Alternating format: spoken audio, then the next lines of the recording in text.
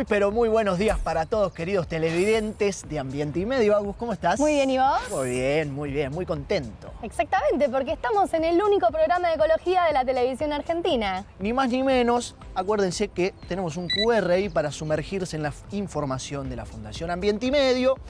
Estamos en el mes de septiembre. Arranca un nuevo mes. Dejando agosto, pero no así. Nuestra campaña de aceite de cocina usado. Porque tu aceite de cocina usado puede ser energía, no lo tires. Campaña que hemos encarnado con la Fundación Ambiente y Medio, que analizamos toda la problemática y que continuamos justamente con este camino. Perfecto, y sigan toda la información porque vamos a seguir subiendo contenido, vamos a seguir hablando de este tema porque nos preocupa y nos parece súper importante que la gente empiece a conocer qué hacer con el aceite y por qué es tan importante disponerlo como corresponde. Sí, señora.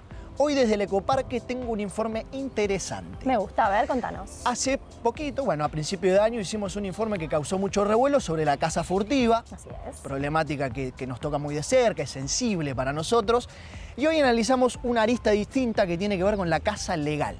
Provincias, conocido esto, que abren periodos de caza de determinadas especies para regular su población. Cuestión que las personas que saben, biólogos y demás, aseguran que de alguna manera es una práctica que desvía de alguna manera el camino entre la coexistencia de la producción ganadera y la conservación de la biodiversidad. Bueno, veamos un poquito de qué trata. ¿Vos estuviste en París? No. No estuve en París, pero vamos a hablar del río Sena, uno de los íconos de París y de Francia, que además se caracteriza por ser uno de los cuerpos de agua contaminados del mundo. Entonces, queríamos aprender un poquito de qué iba, cuál es esta problemática y qué se estuvo haciendo, ¿no? También, porque como bien sabemos, en los Juegos Olímpicos se intentó y de hecho se realizaron varias competencias en este río después de hacer varios procesos de limpieza y sin embargo igual trajo un par de noticias. Eso. Medio como, ¿no? Nos dejó ahí como que ¿es seguro bañarse en estos ríos después de estas limpiezas? ¿Alcanza las limpiezas? Bueno, muchos deportistas dijeron que no. Y cuando estamos hablando de la salud de las personas que están compitiendo, además, no es que están solamente recreativamente metiéndose al agua, hay que tener en cuenta un montón de cuestiones. Esto no quita los esfuerzos y el nivel de limpieza al que se llegó, ¿no? Una cosa no quita la otra, pero está bueno entender en qué sentido se avanzó y qué limitaciones seguimos teniendo y hacia dónde seguir. Hoy trajiste un Es Posible conducido con tu voz que a mí me preocupa. Sí, nos preocupa a todos, digámoslo. ¿Sí? ¿Porque te gusta? Y sí, a mí la cerveza es mi bebida alcohólica favorita. Ah, ni más ni menos. Sí, es lo que más tomo, lo disfruto, me gusta juntarme con amigos a tomar una cervecita, una birrita fría. Y hoy nos preguntamos si el cambio climático puede privarnos de esta bebida tan fantástica. Una verdadera tragedia.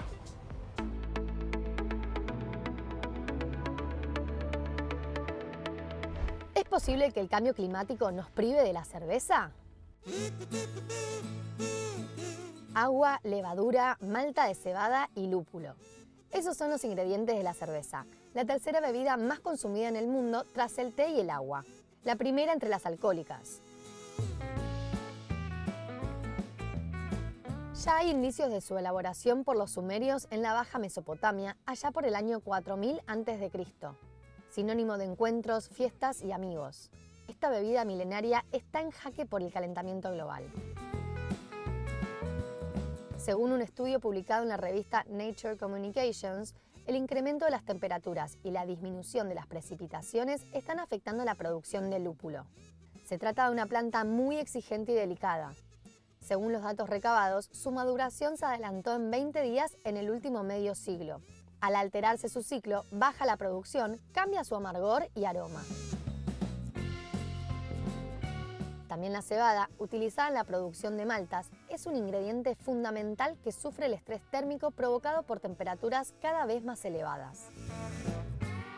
Lo que sucede es que se inhibe el desarrollo de la planta y por lo tanto la cantidad y calidad de grano cosechado. Ni hablemos de las plagas que se multiplican al ritmo del calor. Un panorama que consterna y mucho por estas latitudes. El amor a primera birra de los argentinos se refleja en la gran variedad de estilos y la presencia cada vez mayor de cervecerías artesanales. El país emerge como un actor clave en la industria de América del Sur, siendo el principal productor de cebada y malta de la región y uno de los 10 principales exportadores globales. Los desafíos para mantener los cultivos saludables se vuelven gigantescos. Surgen así iniciativas como Econoque, que tiene como lema salvar la cerveza del mundo con sistemas hidropónicos alimentados por energías renovables. Lo cierto es que aún queda mucho por estudiar. Si queremos seguir disfrutando de la rubia, morena, negra, sin alcohol, con limón, sin gluten o artesanal, solo hay un camino: accionar por el planeta. Hagamos que la revolución verde suceda. La espuma no se negocia. Es posible.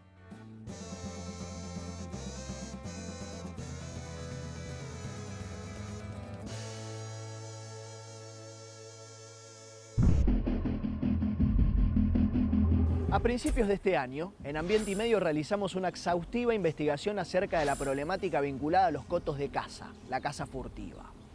Una práctica que a muchos de nosotros nos duele mucho, no solo por el desastre ecológico que implica, sino por su valor cultural, quizás lo más difícil de erradicar y lo que más genera ese dolor. Una arista que no tocamos ese día, pero que sí lo haremos hoy, es el de la caza legal. Primero, lo que es obvio, existen distintos tipos de caza. La caza deportiva, capturar animales por recreación y por alimento, una locura, diviértanse con otra cosa. La caza comercial, para obtener beneficios económicos. La caza de especies perjudiciales, para regular o controlar una población que atenta contra las actividades productivas. Y por último, la caza con fines científicos, educativos y culturales. Dentro de estos distintos tipos de caza, variando su finalidad, es que se encuentra la caza legal. La ilegal, es decir, la furtiva, se encuentra al margen de la ley, por tanto la legal sí se enmarca dentro de la normativa y en donde los estados, los gobiernos, los municipios abren periodos en donde se permite la caza de una o varias especies cuya población se ha disparado. Por ejemplo, guanacos que ven su población mucho más crecida y atentan contra las actividades productivas o ganaderas en la Patagonia, por ejemplo. Eso es la caza legal. Esto de poblaciones nativas que se disparan y atentan contra las actividades productivas de la zona es algo súper debatible y es un poco lo que haremos hoy. Recientemente, algunas provincias de la mencionada Patagonia han abierto periodos de caza legal del también mencionado guanaco, pumas y zorros colorados. Poblaciones que indudablemente se han disparado, pero que no serían consideradas salvo para atender el reclamo de los productores ganaderos. Con el guanaco, por ejemplo, surge una competencia por las pasturas, provocando que los productores aseguren que sus animales se quedan sin comida. O por ejemplo, con pumas, zorros y otros animales que pueden depredar, herir, transmitir enfermedades, ocupar el espacio y demás. Situaciones, las recién mencionadas, que realmente ocurren, pero que no deja de ser su hábitat natural. A raíz de esta nueva apertura de caza legal de guanacos, pumas y zorros colorados, el INIBIOMA, el Instituto de Investigaciones de Biodiversidad y Medio Ambiente dependiente del CONICET, se ha expresado con una declaración que los invito a leer en detalle porque es realmente muy interesante, pero que dice algunas cosas como estas. Primero, lo que es obvio, especies nativas como guanacos, pumas y zorros colorados poseen un papel fundamental para los ecosistemas patagónicos, relevantes para la dinámica ecológica de la región. Al cazarlos, se atenta contra esa dinámica. Y esto es especialmente para los biólogos que se agarran la cabeza cada vez que alguien osa nombrar a la palabra superpoblación de una especie nativa. Jamás puede haber superpoblación de una especie en su hábitat natural. Lo que sí, por supuesto, pueden dispararse las poblaciones, claramente, pero ante la falta de uno de esos factores que conforman la dinámica ecológica, como por ejemplo la falta de depredadores. Dice la declaración de INIBIOMA que un desarrollo productivo en armonía con la conservación de la flora y de la fauna nativa no solo existe, sino que ha sido probada por diversas instituciones y que actualmente existen diversas herramientas contrarias al control letal, como puede ser, por ejemplo, el uso de animales protectores como razas de perros guardianes, llamas, burros, etc. Y que la histórica desertificación que sufre la Patagonia surge de un mal uso y un mal manejo de la carga ganadera y del tipo de sistema de pastoreo de herbívoros domésticos y no de la presencia del guanaco. Inibioma sostiene que la caza legal, en este caso, es una práctica que desvía el camino a la coexistencia entre la producción ganadera y la conservación de la biodiversidad. Un sueño del cual no pienso bajarme porque tiene que ser posible. Me pregunto si existe algún tipo de caza legal que sí sea beneficiosa para el ambiente y cuáles son esos casos de éxito, los ejemplos que deberíamos perseguir. Recientemente se aprobaron en distintas provincias de la Patagonia normativas que autorizan la caza de especies nativas de alto valor ecosistémico como el zorro, el puma y el guanaco, para atender el reclamo del sector ganadero que solicita la baja de cargas de este tipo de especies.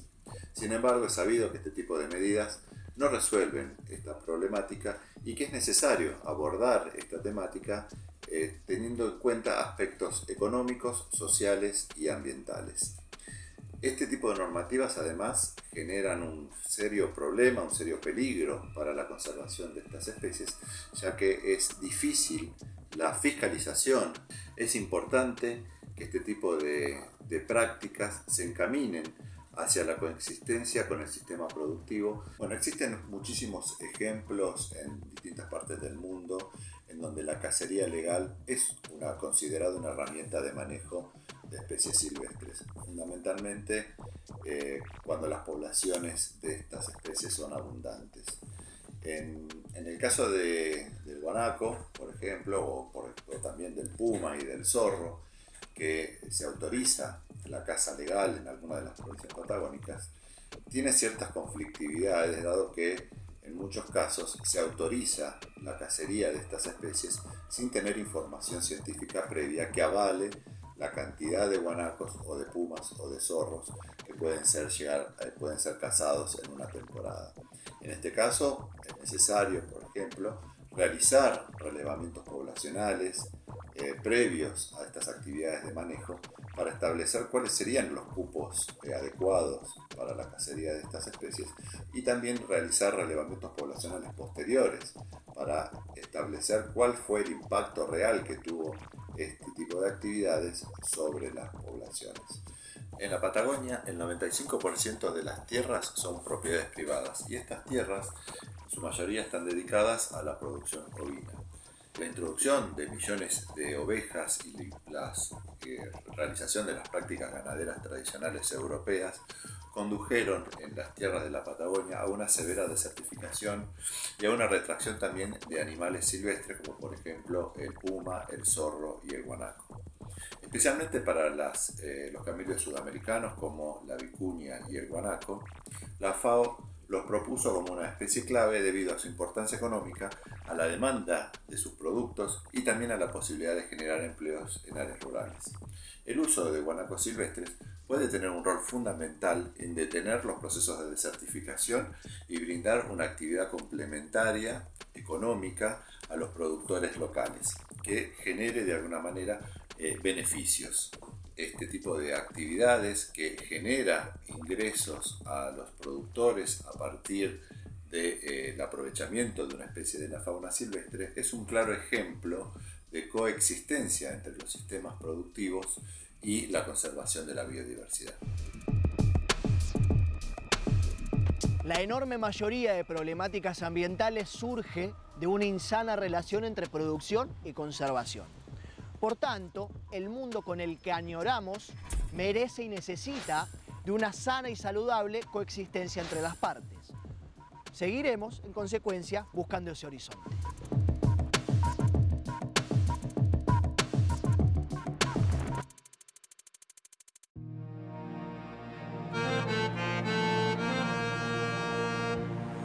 El río Sena, uno de los íconos más emblemáticos de París, es símbolo de la historia, la cultura y la identidad de París y Francia. Lamentablemente, también se ha convertido en un gran ejemplo de contaminación. Desde la Revolución Industrial, el Sena se ha ido convirtiendo en un vertedero natural para las aguas residuales de la ciudad, desechos industriales y agrícolas y basura plástica que fue acumulándose, afectando gravemente la calidad del agua y la vida acuática. De hecho, bañarse en el río está prohibido desde 1923.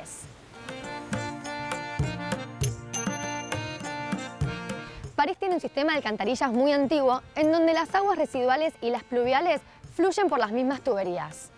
Durante las lluvias intensas, estas tuberías se desbordan, vertiendo aguas residuales directamente en el Sena. Es decir, la contaminación de este río sería principalmente fecal. Este proceso no solamente genera un olor desagradable, sino que contamina gravemente el agua, haciéndola peligrosa para cualquier tipo de contacto humano.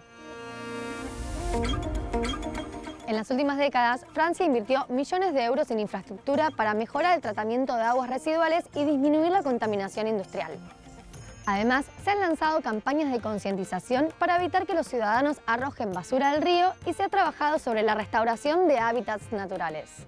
Todo esto con un objetivo claro: limpiar el Sena al punto de permitir actividades recreativas y competencias deportivas como se planificó para los Juegos Olímpicos de París 2024. De hecho, para demostrar que los esfuerzos valieron la pena y que ahora nadar en el río es seguro, la alcaldesa de la ciudad francesa, Anne Hidalgo, junto a otros funcionarios, nadaron en el río previo al inicio de las competencias. Sin embargo, el río Sena no ha alcanzado los niveles de calidad de agua necesarios para las competiciones, lo que llevó a la suspensión de eventos acuáticos tras un caso de infección de una nadadora belga luego de competir. Muchos atletas mostraron su descontento y cuestionaron la decisión de realizar competencias en un medio que pone en riesgo su salud. Al otro lado del Atlántico, en Argentina, la cuenca Matanza-Riachuelo enfrenta problemas similares.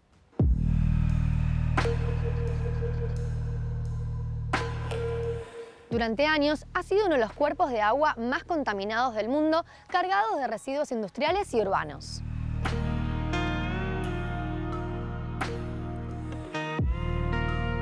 Aunque también se han realizado esfuerzos considerables para su limpieza, incluyendo un fallo histórico de la Corte Suprema de Justicia que obligó a tomar medidas, la recuperación total sigue siendo un desafío a largo plazo, del cual mi queridísimo compañero Mauri les va a hablar más adelante.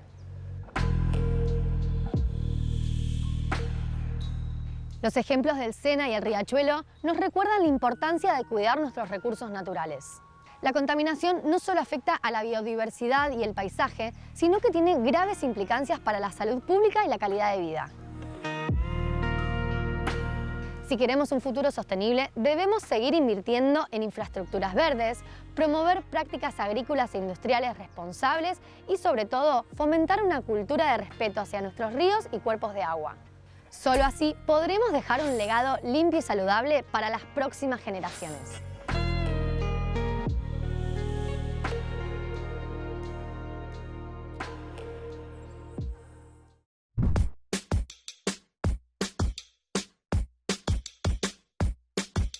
Es un hecho. Por cada litro de aceite vegetal que recuperamos, evitamos que se contaminen 1000 litros de agua. Por esto es muy importante recolectar de manera correcta tu aceite de cocina usado. Acá van 4 pasos fáciles para hacerlo. Primero, si lo usaste para freír, es importante dejar que se enfríe completamente. Después, prepara una botella de plástico limpia y seca con su tapa. Luego filtra el aceite con un colador para eliminar restos de comida y vértelo dentro de la botella con la ayuda de un embudo. Repetí este proceso hasta llenar la botella. Finalmente, cuida que la botella esté bien cerrada y llévala al punto de recolección de tu ciudad. Si la cantidad de aceite que consumís es baja, te contamos que el aceite usado no se vence ni se echa a perder, por lo que puedes ir juntándolo de a poco hasta tener una cantidad significativa para reciclar.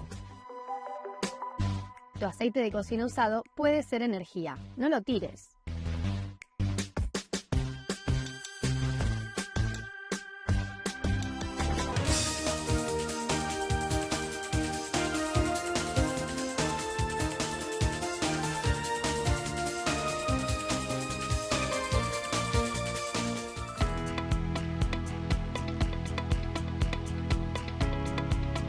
¿A que no sabes en dónde estuve?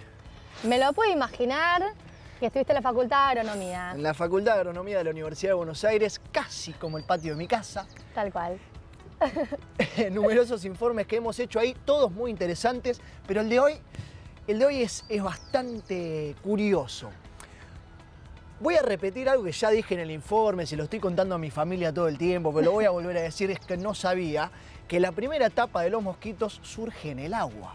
¿Vos Sí. sabías esto? Sí, bueno, a Porque raíz vos sabés de... más cosas que yo. No, y a raíz de la cuestión del dengue empezamos a aprender también que hay que descacharrar para que no crezcan ahí los mosquitos. Exactamente, porque los huevitos justamente están en el agua y las larvas de los mosquitos arrancan justamente en el agua. Bueno, este informe va sobre peces nativos que comen esos huevos y esas larvas para que justamente no haya proliferación de mosquitos que transmitan el dengue. Ok, ¿y los podemos empezar a poner en nuestros cacharros? o? Exactamente, en nuestros Ah. tanques de agua, en nuestros cuerpos de agua, en las piletas. Muy interesante. Y si no, mirar el informe. Ahí vamos. Bueno, y yo estuve haciendo lo que a mí me gusta, Sí. haciendo de las mías, visitando un emprendimiento que se llama Kayapuni. Estos que buscan cómo darle nueva vida a distintos tipos de residuos. En este caso, Un residuo... dos tipos de residuos muy abundantes en nuestro país que tienen que ver con las silobolsas por un lado, esas bolsas del campo donde se guardan los granos, pero también las bolsas arpilleras de plásticas que derivan de la producción de la malta, lo que se usa después para producir cerveza. Entonces, que tienen aparte, ahora después los vamos a ver, unos dibujos y unas estampas que realmente vale la pena resignificar y de alguna manera darles una nueva vida.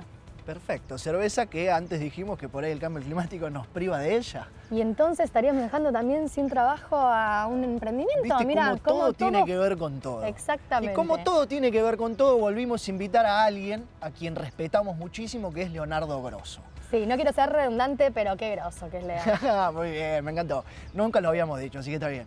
Bueno, vamos a hablar obviamente del RIGI y de un poquito de política ambiental, sobre todo lo que está pasando en la Argentina. Veámoslo.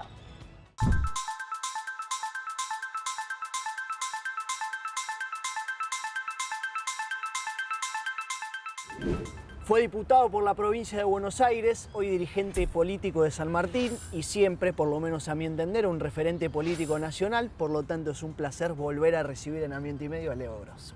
Gracias por la invitación. Leo, arrancá contándonos de esta iniciativa que tienen de volver a conectar con el río. ¿Qué podría otorgarle a San Martín contar con una reserva ecológica? Bueno, mucho. San Martín es un territorio, nosotros le decimos que ha sido parte de la decisión de un gobierno de facto en ese momento del 76 de establecer un territorio de sacrificio, que fue la vera del río Reconquista y la instalación del SEAMSE. Ahí mismo, el relleno sanitario norte 1, 2, 3 y ahora el 4 se establecieron sobre el río. Después el camino del Buenare y una cantidad de cosas hicieron que nuestros vecinos no puedan acceder caminando a uno de los límites naturales, el único límite natural que tiene San Martín, que es el río Reconquista. Que en el pasado y antes de que eso existiese ahí, había una conexión, había piletas, hay historias de vecinos y vecinas que iban a pescar ese río, iban a pasear ese río, vivían en ese humedal y que después se perdió. Entonces San Martín tiene de alguna manera ahí un patrimonio natural aislado que estamos planteando la necesidad de recuperarlo. Nuestra consigna es volver al río, que San Martín vuelva al río, para poder construir conciencia ambiental, para poder hacer un parche de mitigación ecológica también al lado de ese relleno sanitario que es el relleno sanitario más grande de América del Sur. Hoy en San Martín no hay tantos espacios verdes, mucho menos con la extensión de lo que estamos planteando, y por todos esos motivos es que viene tomando mucha fuerza en el territorio y es muy posible, o por lo menos vamos a intentarlo, que este año tengamos algún avance institucional objetivo alrededor de poder establecer que ahí son 150, 160 hectáreas puedan ser recuperadas como patrimonio ambiental, cultural, social de nuestro pueblo y puestas al servicio de un proyecto distinto, ¿no? Que establezca la naturaleza y a los humanos como una misma cosa, digamos, ¿no? Como partes y no dueños, y que nos permita también generar instancias de educación ambiental, de ecoturismo, de un montón de cosas que vienen alrededor de la revalorización, de la importancia que tienen esos ecosistemas para nuestra vida. Leo, caminás mucho las calles, hablas mucho con los vecinos. Quisiera preguntarte cómo ves la educación ambiental en los barrios, cómo ves que afectan los basurales a la sociedad, si la gente recicla. Estoy hablando de acciones comunitarias que algunas ya se están aplicando y otras que por ahí no, y cómo podría hacerse para que se fomenten más esas redes? Mira, yo lo que considero en estos últimos años es que la conversación pública alrededor del problema ecológico ha avanzado y hoy es cotidiano escuchar, claro, el cambio del clima, ¿viste? No te dicen cambio climático, no te dicen crisis climática, pero hay una conciencia, che, llueve más, che, hace más calor, los mosquitos, el dengue, no todas las plagas de Egipto, como dirían antes, aparecen y aparecen mucho más vinculados a la crisis climática y a la crisis ambiental, y por lo tanto veo que hay un nivel de conciencia y de formación un poco más masificado alrededor del problema ecológico. Después hay sectores de la sociedad que abordan el tema indirectamente. En momentos de crisis económica como los que vive la Argentina hoy, bueno, por un lado se profundiza la cantidad de gente que vive del reciclado, aunque se hagan más adversas las condiciones por las aperturas de las importaciones, porque no se ayuda a esos recicladores a generar un espacio de reciclado, porque no se acompaña con legislación pertinente. Nosotros en años atrás intentamos que salga la ley de envases. La ley de envases resistida por las grandes empresas que las nuclea la Cámara de Estados Unidos, por ejemplo, y no sale, y eso, bueno, sería una oportunidad de generar mucha conciencia, mucho trabajo y de vincular a quienes hacen ecología por necesidad con una política pública que resuelva un problema ecológico, por ejemplo. Pero así yo veo esto, digamos, veo que en los barrios populares, en el conurbano, hay un avance más grande de la conciencia, por un lado, y hay otro sector que también se ve empujado por la crisis a trabajarlo. Esas son las dos cosas que hoy están caminando, que nosotros tenemos la obligación de empujar. Nombraste la crisis económica, imposible no hacerlo en estos tiempos. Quisiera preguntarte cuál crees que es la amenaza principal o lo que más debería preocuparnos del régimen de incentivo para las grandes inversiones, conocido como RIGI, o RIGI, o como se quiera decirle. Sí, el RIGI, le digo yo, a mí me parece que lo que más debería alertarnos en estos tiempos es el modelo económico que intenta y sostiene su intención, que intenta instalar el gobierno de Javier Milei, que es un modelo económico de extractivismo al mango, desembosado. Para ellos la libertad es la libertad de empresa, y la libertad de empresa quiere decir que pongamos a disposición absolutamente todos nuestros bienes comunes o recursos naturales, como los piensan ellos, para enriquecer a un puñado de corporaciones a nivel mundial sin dejar nada acá. Entonces, en esta idea de que van a venir a invertir para llevarse y después eso va a generar algún tipo de actividad, bueno, es algo que nosotros ya lo conocemos. En realidad están regulando para que eso no pase. Cuando desregulan, regulan para que nada pase en la Argentina mientras ellos se llevan. Pueden liquidar afuera. No tienen necesidad de escalonar o encadenar con la producción local. Tienen prioridad sus emprendimientos privados por encima de cualquier legislación nacional, provincial o municipal que exista. Bueno, eso es sencillo, para que quede claro. Vos vas a Catamarca, te querés chupar todo el agua que hay para hacer un proyecto megaminero, no hay ninguna legislación ni local ni nacional que le dé prioridad ni a la población ni a nada en la provincia, porque además litigás en tribunales en el exterior, pero además después cuando vos extraes el material lo exportás y liquidás afuera, que además una vez que están inscriptos en el RIGI los vamos a tener 30 años en ese modelo, 7 periodos presidenciales y medio. Yo creo que nadie debería legislar excepciones por 7 periodos presidenciales y medio, por lo menos en estas condiciones, porque están jugando seriamente con nuestro futuro y no con nuestro futuro lejano, sino con nuestro futuro inmediato. Leo, te agradezco muchísimo por haberte acercado. Te hago la última, te la unifico, pero vos podés responder por separado. Te propongo un juego contrafáctico, imaginarnos un juego. ¿En qué lugar estaríamos hoy si se hubiese aprobado, por ejemplo, la ley de humedales o si se hubiese aprobado, por ejemplo, la ley de envases que la mencionaste anteriormente? Mira, yo soy de los que cree, así como con el RIGI tampoco, digamos, creo que ninguna ley es definitiva, digamos, ¿no? Yo creo que el RIGI se puede desactivar y que nosotros tenemos que trabajar para desactivarlo en cada territorio, en cada rincón y hay que enfrentar al RIGI, que es mentira, que con el RIGI vienen las inversiones y se genera desarrollo y todas esas discusiones en donde la política entra enseguida, que nosotros tenemos que enfrentarlo por lo que significa. Y así como creo eso, creo que la ley de humedales y la ley de envases tampoco hubiesen sido definitivas en este contexto. Sin dudas teníamos una herramienta más, como la ley de humedales, pero ahora el RIGI, cada provincia que adhiera al RIGI, con su artículo, creo que es el 165, no me acuerdo ahora, lo pueden corregir después, plantea que son nula de nulidad absoluta todas las leyes nacionales, provinciales o municipales que obstaculicen el desarrollo de esa inversión que es declarada por esa misma ley de interés nacional. De hecho, uno de los objetivos del RIGI es desandar o desarmar el andamiaje institucional, legislativo y de protección que tiene la Argentina, que es vasto y es importante, es estudiado en el mundo, digamos, ¿no?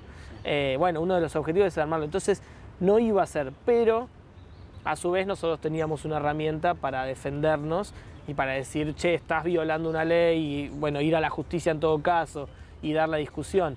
Y con la ley de envases, ahí sí podría haber cambiado un poquito más la cosa, porque esa ley implica organización comunitaria también alrededor de eso, que son las cooperativas de reciclado, que es la organización comunitaria que recicla y trata de construir dignidad de un trabajo que es muy difícil y muy arduo, porque no deja de ser el trabajo de revolver la basura, digamos, ¿no? Que cuando se organiza deja de revolver y empieza a separar y a reciclar y a agregarle valor a ese reciclado para reinsertarlo en la industria. Y entonces ahí hubiese habido un elemento un poco más. Por ahí no pasaba esto de que abrieron las importaciones y bajó el precio del cartón, o que desarman el financiamiento comprometido y firmado a las distintas cooperativas de reciclado en los distintos lugares de las provincias, o la eliminación de basurales y demás, que son programas que estaban y que los desarmaron y los tiran por la borda. Quizás con esas leyes nos hubiese permitido dar esas discusiones, pero insisto, para mí nada es definitivo. Me parece que la militancia ambiental, los que tenemos conciencia, los que creemos que esto es una agenda del presente, no solo del futuro, tenemos que estar más atentos que nunca y dar las discusiones. Gracias, Leo. Ya Gracias vendrán a vos. tiempos mejores, ¿o no? Sin duda, más temprano que tarde, más tarde que temprano. La Argentina no es esto, y vamos a lograr hacer un país donde todos vivamos un poco mejor. Es lo que queremos todos. Nada más y nada menos. Y nosotros, como siempre, seguimos con más Ambiente y Medio.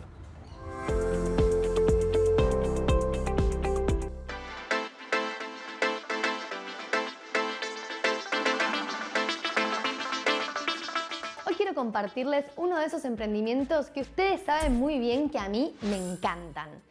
De esos que buscan la manera de crear un negocio al mismo tiempo que ofrecen alguna solución a una problemática local. De esos que ven en los residuos un potencial enorme y buscan la forma de resignificarlos, alargarles la vida y ofrecernos productos que usamos cotidianamente sin perder nunca el estilo y la practicidad. Hoy conocemos a Kayapuni.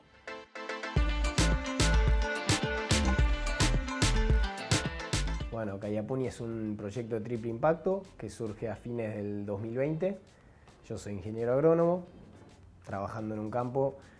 Estábamos haciendo un ensayo, nos traen bolsa de soja para sembrar el ensayo y claro, era abrir una bolsa, vaciar la bolsa, tirar la bolsa, abrir una bolsa, proceso repetido 2000 veces más o menos. Y de repente miro al lado y tenía una parva de bolsas que iban o a enterrarse o a quemarse o a tirarse ahí a la basura. Y dije, no, esto no puede ser así. Y agarré 5 bolsas y me fui con una costurera que conocía y yo ya tenía como una especie de emprendimiento de mochilas y dije, si yo puedo hacer mochilas con estas bolsas, renuncio. Y bueno, acá estoy, así que se pudo hacer esa mochila. Y ahí dije, bueno, ya tengo el impacto ambiental que buscaba, que me gusta. Quise buscar el impacto social, así que me puse en contacto con una fundación. Me presentó a él y a Gladys, que hoy son las leonas, las jefas de producción. Ya empecé con ellas dos ahí 17 de febrero del 2021 y hoy ellas ya tienen un equipo de 6 personas cada una y nosotros en la oficina ya somos 6, así que ya somos más o menos 20, 22 personas laburando en esto. Hacemos mochilas y accesorios en forma global.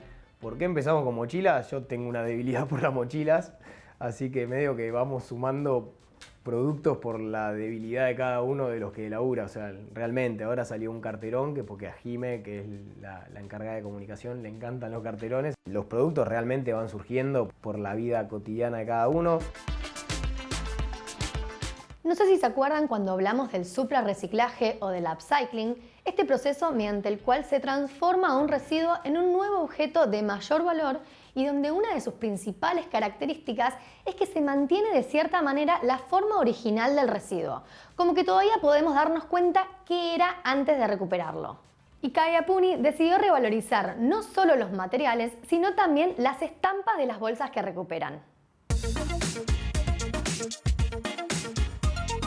Arrancamos con las bolsas de arpillera plástica, que son estas que llevan los granos de semilla, no que hayan tocado semilla curada. Eso me parece bastante importante recalcarlo, porque nos lo han preguntado varias veces, tipo, ¿qué hacen con los agroquímicos? No hay agroquímicos involucrados en el proceso. Es más, hoy trabajamos con las bolsas de arpillera plástica que lleva malta. O sea, si esa bolsa está contaminada, la birra que estamos tomando está toda contaminada. Empezamos a hacer alianzas con distintas cervecerías y con Uma Malta, que es la maltería madre de todo esto, la que hace las bolsas y la malta, y arrancamos con eso. Después le fuimos sumando. Primero sumamos bolsas de polipropileno, que descarta una fábrica de juguetes, para darle más resistencia por dentro y más impermeabilidad. Y además, como cuando hacíamos doble bolsa de arpillera plástica, el ruido era tremendo, así que para bajar un poquito el ruido. Después sumamos banners publicitarios que están en el interior de la matera, en los círculos de los bolsos para darle estructura y en partes medio claves de la mochila también para darle más resistencia. Sumamos el silo bolsa, que son todos los productos negros que tenemos. Y no, después vamos tratando de sumar siempre materiales. Las etiquetas las estampamos todas en descartes textiles. O sea, todo lo que se suma tiene que ir de la mano con lo que venimos haciendo. Si no viene de la mano, no se suma. Esta es la bolsa de arpillera plástica, la que más se usa, que la fabrica Uma Malta. Y todos los diseños de animales que vienen son animales de Latinoamérica que están en peligro de extinción. Y por una u otra cosa se relacionan con la malta que llevan.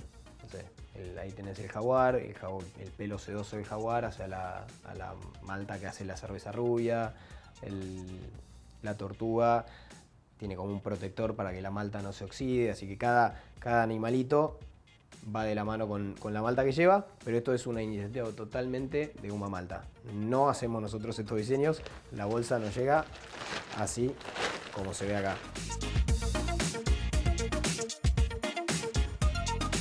Y la gente lo acepta, le gusta, hay mucha gente que le gusta y mucha gente que, nada, siente que como es una bolsa que se tiró a la basura debería valer 2 mangos y la verdad que es todo lo contrario, o sea, es un producto que requiere mucho más procesos, requiere mucha más mano de obra.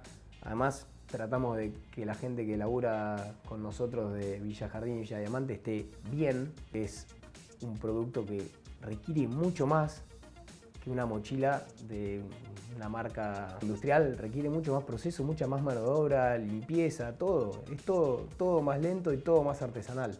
Entonces esa es la parte que nos falta que la gente acepte. Y que deje de buscarnos como una mochila sustentable, simplemente. Que si está buscando una mochila, somos una opción buenísima también. No solo si buscas ser ambientalmente correcto. La mochila se la recontrabanca, tiene bolsillo para computadora, está reforzada, es impermeable, tiene todo lo que necesita una mochila. Necesitamos salir de eso de solo te compro porque busco una mochila sustentable.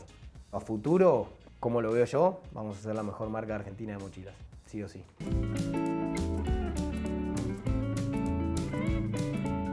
Me encanta poder seguir conociendo gente y emprendimientos que demuestran que el camino de la economía circular es el correcto. Emprendimientos como Kaya Puni nos proponen y facilitan un consumo más responsable, en donde los accesorios que utilizamos también puedan hablar de nuestro compromiso por un planeta más limpio y más sano.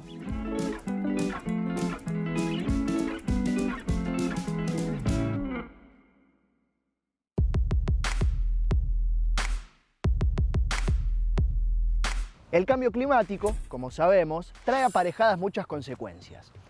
Entre esas consecuencias, enfermedades. Un grupo de esas enfermedades tiene que ver con los mosquitos, Zika, chikungunya, dengue y alguna que otra más. Enfermedades que tienen su pata ambiental porque en general son tropicales y que producto del cambio climático han descendido latitudes para llegar hasta donde estamos hoy e incluso más abajo hasta el fin del mundo y Tierra del Fuego. ¿A que no saben dónde estoy? Facultad de Agronomía de la Universidad de Buenos Aires. ¿A que no saben qué vine a hacer? Proyectos. ¿Y a que no saben quién me va a hablar de esos proyectos? Los estudiantes. En el día de hoy, un proyecto lindo, interesante, que tiene locación en el estanque de ecología acuática y que tiene nombre y apellido, por supuesto: control biológico de vectores de enfermedades con peces nativos.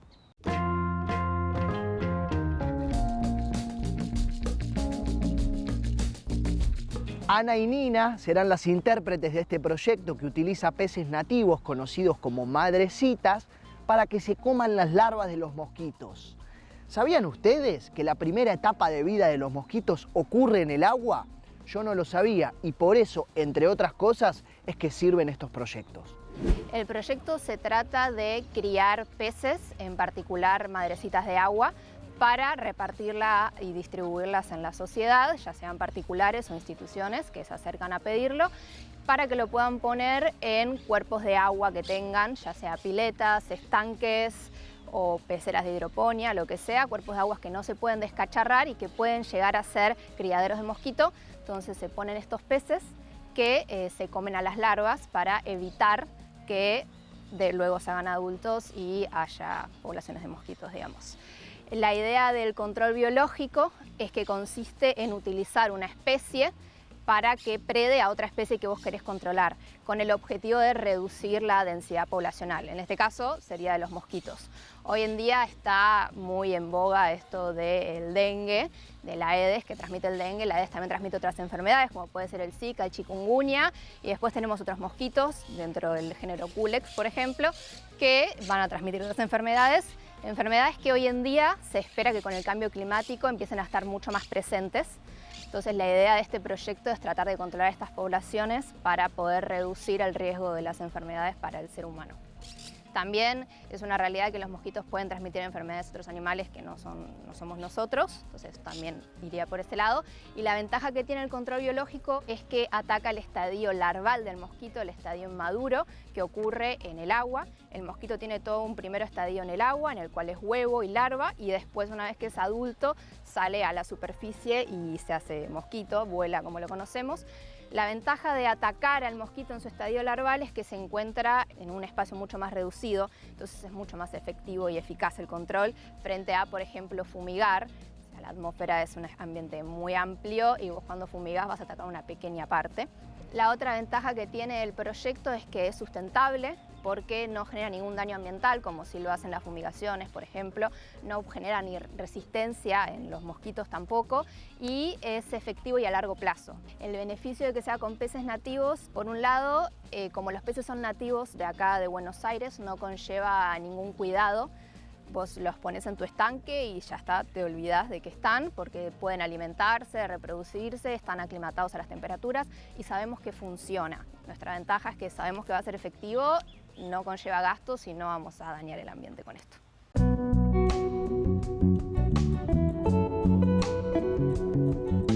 Estamos ubicados en el campo experimental de la Cátedra de Acuicultura. En esos piletones lo que hacemos son la cría de madrecitas de agua, de los peces nativos que utilizamos en el proyecto de control biológico.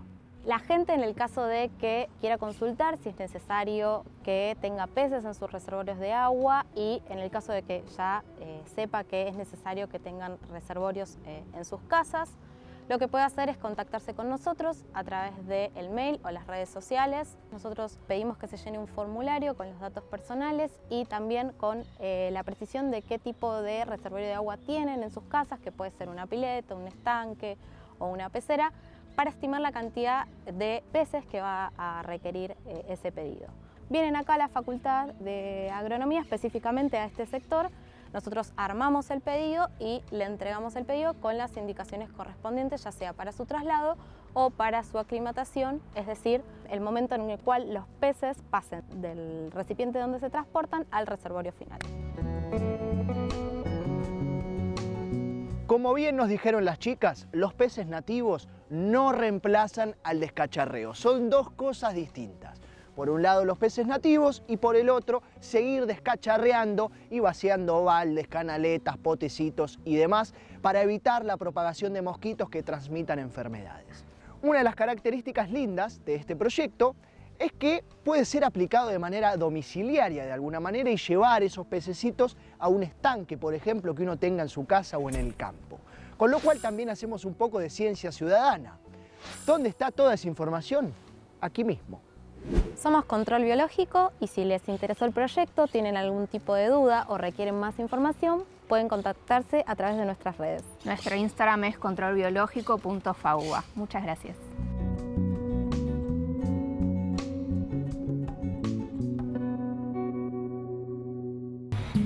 ¿Todavía no pudiste ver Punto de No Retorno? Ingresá a www.fundacionambienteymedio.org y mirá el primer documental argentino sobre el cambio climático en nuestro país. Punto de No Retorno, un documental de Sergio Federovisky y Fundación Ambiente y Medio. Punto de No Retorno, porque estamos ante una crisis climática, pero no es el fin del mundo. Es el fin del mundo tal como lo conocemos.